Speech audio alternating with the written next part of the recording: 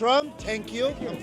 साथीहरु हामीले सामाजिक सञ्जालमा देख्छौं भेनेजुएलामा भन्ने ठाउँमा चाहिँ त्यहाँका राष्ट्रपतिलाई चाहिँ डोनाल्ड ट्रम्पले क्याप्चर गरेर लगेर राखेछ र उलाई ड्रग्स केसमा अनि अरु लागु औषधको यस केसमा र मान्छेहरु चाहिँ अमेरिकामा त्यहाँका केही मान्छेहरुलाई चाहिँ अमेरिकातिर छिराउने त्यस्ता कामहरुमा चाहिँ संलग्न भएको भन्दै निकोलसलाई चाहिँ अपराध शैलीमा अमेरिका पुर्याएको छ। अहिले उसको मुद्दा अमेरिकाका अदालतहरुमा चलिरहेको छ भनेर सामाजिक सञ्जालमा हामीले न्यूजहरुतिर सुन्न पाउँछौं।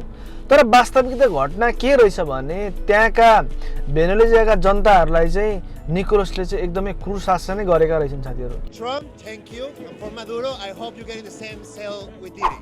We have to show the whole world that Venezuela is happy that the regime is over. We're also seeing that there's people out here supporting Maduro. Venezuela isn't yours. They should be looking at us and supporting us, not supporting the man who has been destroying our country and repressing our people for the last few years. If you want to know something about Venezuela, you should ask a Venezuelan.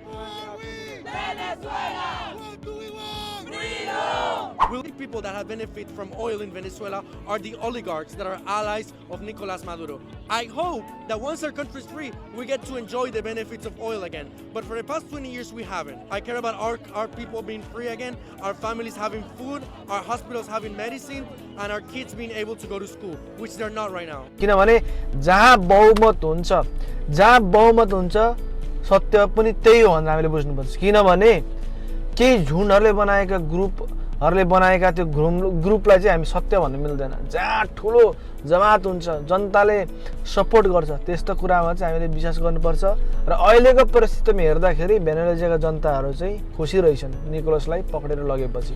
किनभने त्यहाँका शासन जति पनि हामीले प्रपर्टीहरु कमाउँछौं पैसाहरु हामीसँग हुन्छ जे हुन्छ त्यो गभर्नमेन्टको रहेछ सबै हैन। त्यो भागमा त्यसरी बुझ्नु पर्यो। यस्तो खालको क्रूर शासन गर्ने मान्छेहरु हाम्रो नेपालमा पनि थिए। आफ्ना मान्छेहरुलाई मात्र ठुला पोस्टमा लाने हैन त्यस्तो गर्थे। यो देश एकजना मान्छेको मात्रै हैन के सबै नेपालीको हो के। त्यही भएर सबै नेपाललाई बराबर हुनुपर्छ भन्ने कुरा हो हाम्रो। र अबको दिनमा यो कुरा हुनेछ र देशले अर्का सामु जस्तो व्यक्तिलाई चुन्नेछ भन्दै म बिदा हुन चाहन्छु। नमस्कार, जय नेपाल।